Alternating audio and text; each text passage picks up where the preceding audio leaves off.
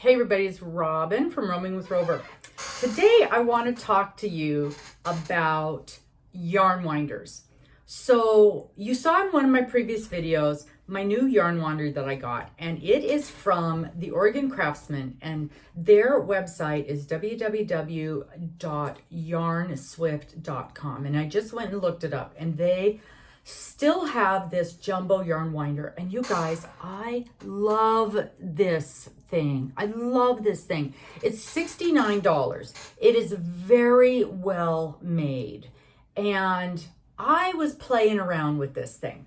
So okay, you can buy yarn winders for $15-20, no problem whatsoever. You can find them everywhere. You can go to Joann's excuse me, you can go to any craft store and pick up an inexpensive yarn winder, and you're going to have a perfectly fine yarn winder that's going to wind you up a nice little ball of yarn just like this, and that's what you're going to get, is something that will wind up a nice little ball of yarn, and that's all it's going to do. I wanted something that was going to make a bigger ball of yarn, because I do more often than not end up with balls of yarn that are bigger. They just are. And I didn't want to fight with a ball winder that this was gonna be all the bigger I was gonna be able to make a ball of yarn. So when I was looking around for a ball winder, I wanted a jumbo one, because minimally I wanted to be able to do something that was going to make at least a 200-gram ball. This was a 100-gram ball of yarn. So this is your basic 100-gram ball of yarn. And this was considered what is this? I think it was considered a fingering weight. I don't want to lose my center. It's a 100-gram, 4-ounce ball of yarn, 400 yards, fingering weight. So this is 4 ounces, 100 gram, 400. Your very, very basic hank of yarn, right? Very, very basic. This is it. This is the very basic ball of yarn that we see all the time. So I wanted to see if it would work on 2. No problem whatsoever. All right, so this is the exact same yarn.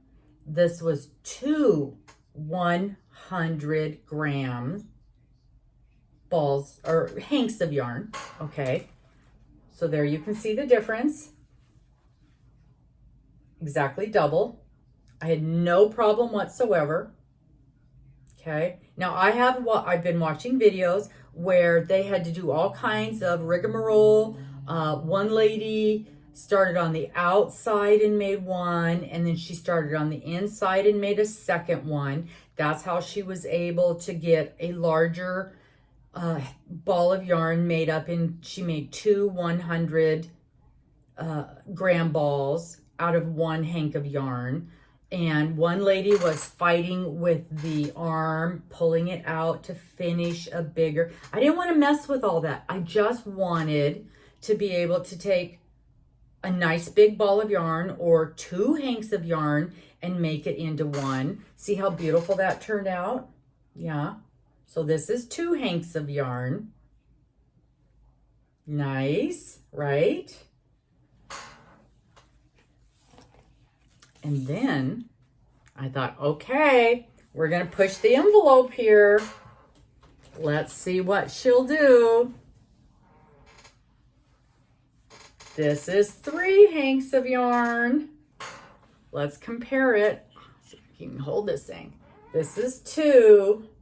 This is 3. Doesn't look that much bigger once they start getting big like that. Let's get that 1 hank. There's our single hank. Now this looks like a baby, doesn't it? So there's our single hank. This is 100 grams. This is 300 grams. Huh? What a difference. Look at that. Look at the difference in that. And it had no problem. Look at that beautiful, beautiful spin on that. Absolutely beautiful. Any problems that this thing had was because I did not know what I was doing. Okay, absolutely gorgeous. Absolutely gorgeous. So this is a 300-gram ball of yarn. Imagine working away with this thing, not having to stop, not having to dink around with grabbing another ball. You got a big project and you're just working away on that thing. That's what I wanted. That's what I wanted. What do you think?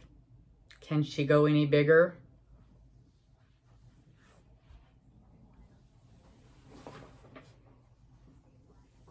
How about a 400-gram ball?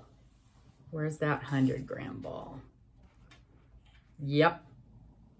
A 400-gram ball. This is my 100-gram. This is my 400-gram. I am so pleased. I am so excited with this thing. The Oregon Craftsman did not have any problem whatsoever. Now, in the description, it says it'll go up to a 500-gram, but I ran out of yarn. This is 10 skeins of yarn here, a 4, a 3, a 2, and a 1. That's all I had. I had 10 skeins of this yarn, which is what I need. That's what I have for my project. I have 10 skeins of yarn, and I needed it all balled up to bring with me. And I was gonna make, I did the first ball, and I thought, well, I don't want a whole bunch of little balls. I want a couple of big balls to take with me. We got big balls. We got big balls. So a 400-gram ball of yarn. Look at that. Look at that. I'm very, very impressed. Yep. Very, very impressed.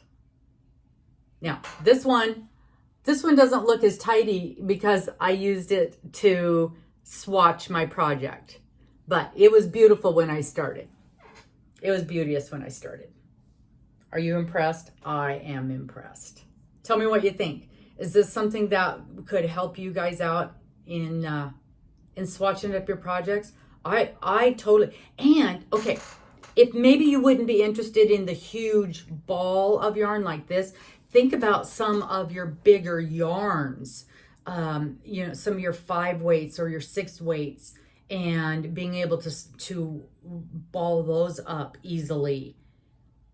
Yeah, being able to ball up a 100-gram ball of your 6 weight yarns, 7 weight yarns, that will very much come in handy.